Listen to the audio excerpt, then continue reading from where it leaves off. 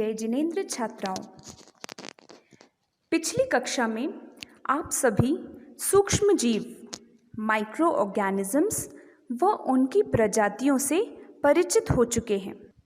जैसे प्रकृति में कुछ सज्जन पाए जाते हैं और कुछ दुर्जन, उसी प्रकार सूक्ष्म जीव भी कुछ ऐसे होते हैं जो हमें नुकसान हानि पहुंचाते हैं तो कुछ हमारी मदद करते हैं। पर ये सूक्ष्म जीव हमें नुकसान कैसे पहुंचाते हैं? छात्राओं बताइए, हमें किसी भी रोग का पता कैसे चलता है? आपने महसूस किया होगा, जब हमारा दैनिक क्रियाओं को करने में मन नहीं लगता, शरीर के अंगों की क्रिया या संरचना में कुछ खराबी आने लगती है, तब हम कहते हैं कि हम बीमार या अस्वस्थ से लग रहे हैं। कभी हम कुछ समय के लिए तो कभी लंबे समय तक बीमार बने रहते हैं, जैसे सिर दर्द, सर्दी खांसी, आंखों में जलन, कहीं कोई दर्द होना, घाव, दस्त आदि। हमें रोग किन कारणों से होते हैं? तो रोगी बीमार या अस्वस्थ होने के कई कारण होते हैं। उसमें पहला कारण हमारे भाव या विचार। जब हमारे मन में भय, ईर्ष्या, द्वेष, क्रोध या किसी से मनमुटाव हो जाता है, हमारे मन का नहीं होता, तब मन दुखी हो जाता है और मन प्रसन्न न होने से शरीर में थकान, कमजोरी आदि लक्षण दिखाई देने लगते हैं। कभी पारिवारिक झगड़े भी इसका कारण हो सकते हैं। परीक्षा के भय से भी हम बीमार हो सकते हैं। पर्याप्त मात्रा में भोजन न मिलना या शरीर में पोषक तत्वों की कमी होना। शरीर में पोषक तत्वों न्यूट्रिएंट्स की कमी होना। शुद्ध साफ जल व हवा उपलब्ध न होना। प्रकृति विरुद्ध आहार करना, जैसे सर्दी खांसी होने पर खटाई खाना, बुखार में हलवा खाना, दूध दही एक साथ खाना, मीठा खाकर पानी पीना, ये भी रोग के कारण होते हैं। प्रदूषित वातावरण या आसपास गंदगी होने से सूक्ष्म जीव उत्पन्न होने लगते हैं। कुछ सूक्ष्म जीव रोग पैदा करने वाले होते हैं। इन्हें रोगजनक या रोगाणु पैथोजन कहते हैं, जो रोग फैलाते हैं। ये मनुष्यों, जंतुओं व पौधों में भी रोग फैलाते हैं। पर ये रोग कैसे फैलाते हैं? तो सुनिए, यदि हमें इंदौर से दिल्ली जाना हो तो हम कैसे जाएंगे? इंदौर से दिल्ली जाने के कई साधन हैं। वायुयान, रेल, बस, कार या साइकिल या पैदल भी जा सकते हैं। इसी तरह रोग फैलने के कई साधन हैं, जैसे हवा, पानी, भोजन, संपर्क, कीड़े मकोड़े जैसे मक्खी, मच्छर आदि। इनके द्वारा रोग रोगी से स्वस्थ मनुष्य के शरीर में प्रवेश करता है, गुणित क्रम में वृद्धि करता है और उसे रोगी बना देता है। इस तरह होने वाले रोग जो एक से दूसरे को फैलते हैं, संचरणीय रोग, कम्युनिकेबल डिजीज कहलाते हैं। हम जीता जाता उदाहरण तो देख ही रहे हैं, कोरोना बीमारी, कैसे ये एक से अनेकों को फैलकर संक्रमित, इन्फेक्ट करता है। इसके अन्य उदाहरण हैं हैजा, सामान्य सर्दी जुकाम, चिकन पॉक्स, क्षय रोग आदि। पर हवा से रोग फैलता कैसे है? जब किसी को जुकाम होता है, वह छींकता या खांसता है तो मुंह से कुछ बूंदें बाहर निकलती है।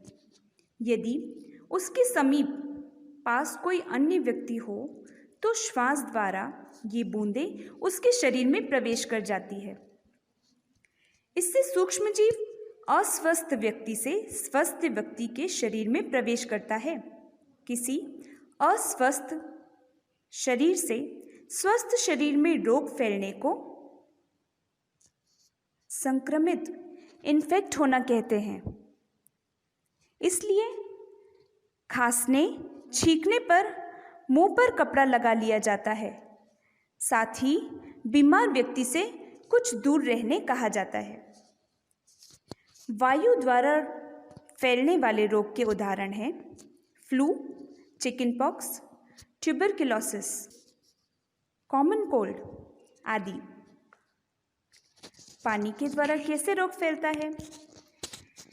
जब हम अशुद्ध जल पीते हैं तो रोगाणु पानी के द्वारा हमारे शरीर में प्रवेश कर जाते हैं और हमें संक्रमित, इन्फेक्ट करते हैं। इसके उदाहरण हैं कॉलेरा, टाइफाइड, हेपेटाइटिस आदि। पानी को मोटे सूती वस्त्र से छानकर गर्म करके पीते हैं तो रोगाणु नष्ट हो जाते हैं, जिससे संक्रमण, इन्फेक्शन से बच सकते हैं। पीने के लिए ही नहीं, प्रत्येक दैनिक कार्य के लिए पानी छानकर ही उपयोग करना चाहिए। अब व्यक्तिगत संपर्क से कैसे रोग होता है? जब स्वस्थ व्यक्ति रोगी व्यक्ति से हाथ मिलाता है या स्पर्श करता है तो उसके रोगाणु स्वस्थ व्यक्ति के शरीर में प्रवेश कर जाते हैं, जिससे स्वस्थ व्यक्ति संक्रमित, इन्फेक्ट हो जाता है। उदाहरण रिंगवर्म, चिकनपॉक्स, फ्लू आदि। शायद इसीलिए हमारे यहाँ हाथ मिलाकर नहीं, हाथ जोड़कर अभिवादन किया जाता है। परोदन संपर्क द्वारा यानी इनडायरेक्ट कांटेक्ट से भी रोग फैलता है, जैसे एक दूसरे के कपड़े पहनना या उनके झूठे बर्तनों का उपयोग करना। इसलिए न दूसरों के कपड़े पहनना चाहिए, न ही उनके साथ एक थाली में भोजन करना चाहिए। कुछ सूक्ष्म जीव कुछ कीटों व जानवरों द्वारा मनुष्य में ले जाए जाते हैं और उन्हें बीमार करते हैं। ऐसे कीटों व जानवरों को रोगवाहक, कैरियर्स कहते हैं। उदाहरण के लिए, जब मादा एनोफिलिस मच्छर कीट किसी स्वस्थ व्यक्ति को काटता है तो उसे मलेरिया हो जाता है। जब मक्खी गंदगी में बैठती है तो उसके पैरों में जर्म्स चिपक जाते हैं। जब वही मक्खी गंदगी में बैठती है तो उसके पैरों में जर्म्स चिपक जाते हैं। जब वही मक्खी हमारे खुले हुए भोजन पर बैठती है और उसी भोजन को हम खाते हैं तो बीमार हो जाते हैं। इसलिए आसपास कचरा इकट्ठा न होने दें। घर पर धोया, साफ किया, ढककर रखा हुआ भोजन ही करें। जानवरों के काटने से मनुष्य में रोग, जैसे कुत्ते के काटने पर रेबीज। मनुष्यों में सूक्ष्मजीव द्वारा कौन कौन से रोग होते हैं? वे रोग किस सूक्ष्मजीव द्वारा होता है, वह किसके माध्यम से फैलता है एवं इसके बचाव के क्या उपाय हैं? यहाँ तालिका में कुछ के नाम दिए गए हैं। वे किस जीव द्वारा किस विधि से फैलते हैं और उनसे बचने का उपाय क्या है, दिया गया है। सारणी 2.1 को ध्यान से देखिए और समझिए। सूक्ष्मजीव, माइक्रो ऑर्गेनिजम्स द्वारा जंतुओं में होने वाले रोग। सन 1876 में रॉबर्ट कोच ने बैसिलस एंथ्रेसिस नामक जीवाणु बैक्टीरिया की खोज की, जो एंथ्रैक्स रोग का कारक है। यह रोग मनुष्यों एवं मवेशियों, कैटल में जीवाणुओं के द्वारा होता है। खुर एवं मुंह का रोग, फूट एंड माउथ डिजीज, यह गाय में विषाणु, वायरस द्वारा होता है। मछली में फिन रॉट, यह कवक यानी फंगस, जीवाणु यानी बैक्टीरिया द्वारा घाव या गंदे पानी से होता है। अब सूक्ष्मजीव द्वारा पौधों में होने वाले रोग।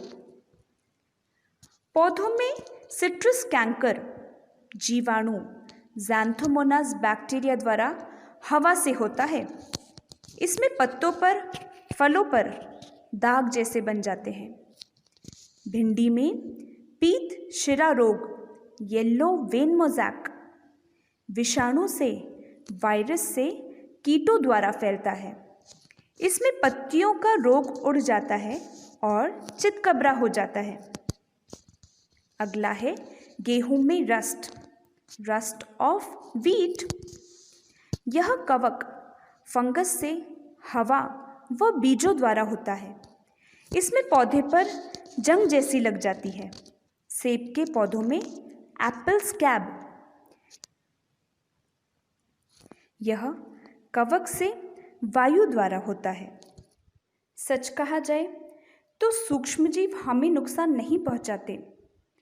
मनुष्य ही स्वयं इनकी वृद्धि का कारण है। आप सोच रहे होंगे कैसे? मनुष्य आलस्य, आरामदायक जीवन व भौतिकता की चकाचौंध में परिश्रम से दूर होता जा रहा है। ना मेहनत करना चाहता है, सब कुछ बैठे बैठे मिल जाए, कुछ न करना पड़े। लग्जरियस लाइफ है ना? और हम स्वयं ऐसा करके अपने लिए रोगों का घर तैयार कर देते हैं। उदाहरण के तौर पर हर कमरे में प्रसाधन कक्ष, टॉयलेट होना, जहां सबसे ज़्यादा सूक्ष्म जीव होते हैं। पर्याप्त सूर्य का प्रकाश व हवा का अभाव होना। बाहर का कैसा भी, कहीं का भी भोजन करना। भोजन से पूर्व हाथ पैर न धोना। अपने आसपास पानी जमा होने देना।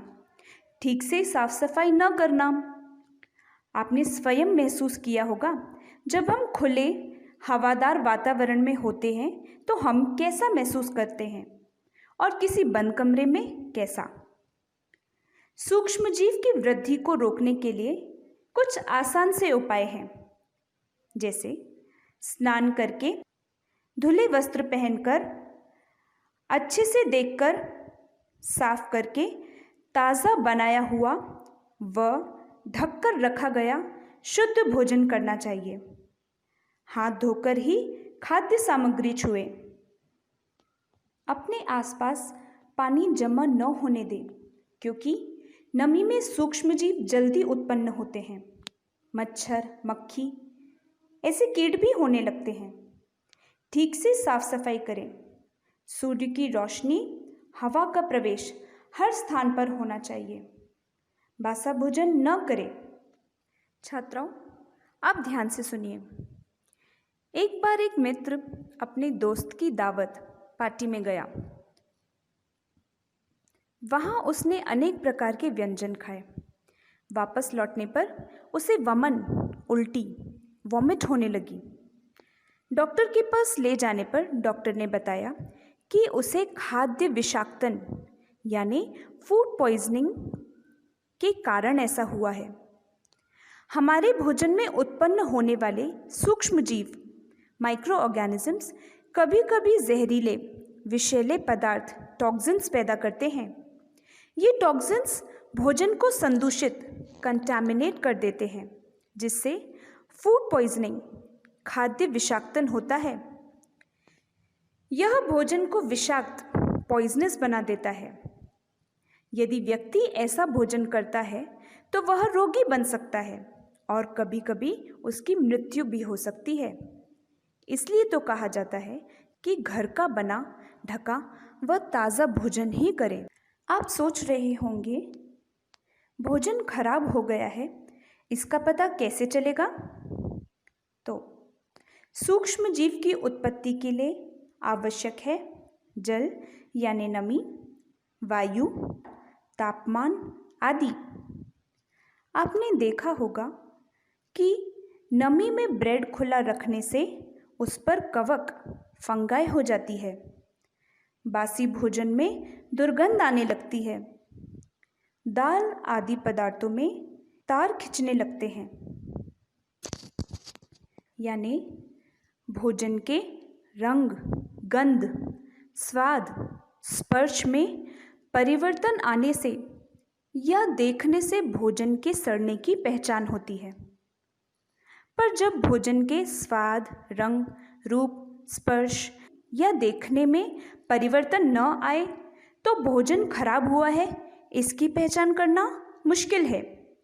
क्योंकि भोजन पर किसी कीटों द्वारा सूक्ष्म जीव आए हों या भोजन शुद्धि से न बनाया गया हो, साफ सफाई न रखी हो, बासा भोजन मिलाया हो या ठीक से पकाया न हो, तो ये कारण हमारे देखने में नहीं आते। इसलिए भी कहा जाता है कि घर का शुद्धिपूर्वक बनाया ताज़ा भोजन करें। अच्छा, एक गतिविधि करके देखिए। कुछ फल, सब्जी, मिठाई, तरल पदार्थ, दूध या जूस, इनको ठंडे, गर्म व रूम टेम्परेचर यानी कमरे के ताप पर गीला कर, टुकड़े करके या यूं ही रखकर कुछ घंटों में अवलोकन कीजिए। इनके रंग, गंध, आकार व स्वाद में परिवर्तन की सूची बनाइए। ध्यान रखिएगा, गंध बदलने पर उसका स्वाद भी बदलेगा, इसलिए उसे चखने का प्रयास न कीजिएगा। दी गई तालिका के आधार पर आप इस गतिविधि को करके देखिए और स्वयं समझिए कि भोजन किस प्रकार, कितने समय में खराब होता है। भोजन को इन सूक्ष्म जीवों द्वारा दूषित या खराब होने से कैसे बचाएं? यह खाद्य परिरक्षण यानी फूड प्रिजर्वेशन द्वारा संभव है। खाद्य परिरक्षण किस तरह से किया जाता है? इसके दो उपाय हैं। एक रासायनिक उपाय, केमिकल मेथड, और भौतिक उपाय, फिजिकल मेथड। रासायनिक उपाय, केमिकल मेथड। नमक, शक्कर, तेल, सिरका व कुछ रसायनों, केमिकल्स का उपयोग सूक्ष्मजीव की वृद्धि को रोकने किया जाता है। वे पदार्थ जिनमें यह गुण पाया जाता है उन्हें परिरक्षक, प्रिजर्वेटिव्स कहते हैं। अतः ये परिरक्षक कहलाए। सोडियम बेंजोएट तथा सोडियम मेटाबाइसल्फाइड, इनका उपयोग जैम व स्क्वैश को खराब होने से बचाने के लिए किया जाता है। नमक की अत्यधिक मात्रा खाद्य पदार्थ की नमी को कम, रिड्यूस करती है तथा सूक्ष्म जीवों को नष्ट करता है। यह ऑस्मोसिस की प्रक्रिया कहलाती है। इसका उपयोग आम, आंवला, इमली, अचार, चिप्स आदि को सुरक्षित रखने में किया जाता है। नमक की तरह शक्कर भी खाद्य पदार्थ की नमी को कम करता है। भोजन खराब करने वाले सूक्ष्मजीव की वृद्धि को नियंत्रित, कंट्रोल करता है, जैसे जैम में, जेली, स्क्वैश आदि में। तेल व सिरका के उपयोग से जीवाणु, बैक्टीरियाज नष्ट हो जाते हैं। इसलिए अचार बनाते समय तेल व सिरका का प्रयोग किया जाता है। इससे सब्जियों व फल का परिरक्षण भी किया जाता है। भौतिक उपाय, फिजिकल मेथड्स, जैसे पदार्थ को ठंडा व गर्म करना, धूप में सुखाना, भंडारण व पैकिंग, वैक्यूम पैकिंग करना आदि। कुछ सूक्ष्म जीव अत्यधिक ताप पर नष्ट हो जाते हैं, इसलिए दूध को 70 डिग्री सेंटीग्रेड 70 डिग्री सेंटीग्रेड पर 15 से 30 सेकंड तक उबाला जाता है। फिर इसे तुरंत ठंडा कर पैक कर दिया जाता है। ऐसा करने से सूक्ष्म जीव की वृद्धि रुक जाती है। यह प्रक्रिया लुई पाश्चर ने खोजी थी, अतः उनके नाम पर इसे पाश्चरीकरण कहते हैं। ड्राइंग, सुखाना। आपने देखा होगा माँ घर पर अनाज आदि को धोकर धूप में 3 दिन सुखाकर छानबीन कर रखती है। इसी प्रकार मसाले, दालें, अनाज, सूखे मेवे धूप सुखाकर एयर टाइट वायुरोधी कर सील कर दिए जाते हैं, जिससे हवा न लगे, क्योंकि नमी से सूक्ष्मजीव वृद्धि करने लगते हैं। क्या आपने सोचा फ्रिज का उपयोग क्यों करते हैं? फ्रिज में कम तापमान पर कुछ सूक्ष्मजीव की ग्रोथ वृद्धि धीमी हो जाती है, इसलिए 5 डिग्री सेंटीग्रेड के लगभग ताप पर रेफ्रिजरेटर में भोजन रख दिया जाता है। पर ध्यान रखिएगा, सूक्ष्म जीवों की उत्पत्ति निरंतर होती रहती है। सिर्फ उनकी वृद्धि में तेजी को कम किया जा सकता है, नष्ट नहीं। यानी वृद्धि तो होगी, बस तेजी से नहीं। फ्रिज में भी कोई पदार्थ एक दिन से ज़्यादा नहीं चलता, चाहे दाल हो, आटा हो। इसलिए प्रत्येक खाद्य पदार्थ, चाहे सूखा हो, गीला हो, उसमें एक निश्चित समय बाद सूक्ष्म जीवों की वृद्धि तेजी से होने लगती है। इनके संक्रमण से बचना चाहते हो तो जैन धर्म में बताई गई शुद्धि का पालन करना चाहिए। बैक्टीरिया आदि से भोजन की रक्षा करना भोजन शुद्धि कहलाता है। एक निश्चित समय के बाद प्रत्येक पदार्थ, चाहे वह वस्त्र हो या भोजन या मकान, में सूक्ष्म जीवों की तेजी से कई गुना वृद्धि होने लगती है। वह काल यानी समय जब तक सूक्ष्म जीव वृद्धि को प्राप्त नहीं होते मर्यादा काल कहलाता है। यानी ये वह समय है जिसके बाद सूक्ष्म जीव माइक्रो ऑर्गेनिजम्स की संख्या बहुत तेजी से बढ़ती है। सिर्फ इतने समय के अंदर जब तक सूक्ष्म जीव की संख्या तेजी से नहीं बढ़ती, तब तक ही भोज्य पदार्थ का उपयोग सेवन करना चाहिए। इसके बाद वह वस्तु खराब होने लगती है। भिन्न भिन्न पदार्थों में अलग अलग समय के बाद बैक्टीरिया आदि की संख्या में वृद्धि होने लगती है, जिससे वे खाने योग्य नहीं रहते, अभक्ष्य हो जाते हैं। इसी को विज्ञान एक्सपायरी डेट कहता है। भोजन में भी कुछ मर्यादा बताई गई है, जैसे गेहूं पिसने के बाद सर्दी में आटा 7 दिन, गर्मी में 5 दिन, वर्षा में 3 दिन तक खाया जा सकता है। इसके बाद इसमें निरंतर सूक्ष्म जीवों की वृद्धि तेजी से होती रहती है। आपने देखा या सुना होगा, डॉक्टर भी शल्य चिकित्सा सर्जरी के पहले गर्म पानी से धुले वस्त्र व मास्क, हाथपोश, ग्लव्स पहनते हैं। किसी को भी अंदर नहीं आने देते ताकि बैक्टीरिया प्रवेश न कर सके। इसी प्रकार बैक्टीरिया आदि से बचने के लिए हमें भी धुले वस्त्र पहनना, शरीर को साफ रखना, साथ ही अन्य वस्तु व व्यक्ति के स्पर्श से बचना चाहिए।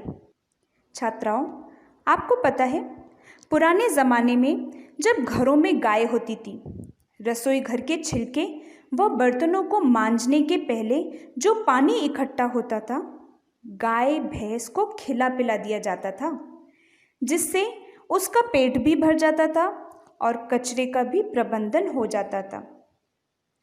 दिन भर कचरा न ही पड़ा रहता था और न ही उसमें सूक्ष्म जीवों की उत्पत्ति होती थी। इसलिए प्राचीन भारत की हर क्रिया महत्वपूर्ण है और पूर्णतः वैज्ञानिक भी। इस कक्षा में आपने जाना कि सूक्ष्म जीव हमारे लिए हानिकारक, नुकसानदायक कैसे हो सकते हैं। हमने यह भी जाना कि हमें किस प्रकार का कैसा भोजन करना चाहिए व भोज्य पदार्थ के परिरक्षण की विधियाँ क्या क्या है। इन्हें ध्यान से पाठ्य पुस्तक से भी पढ़ें।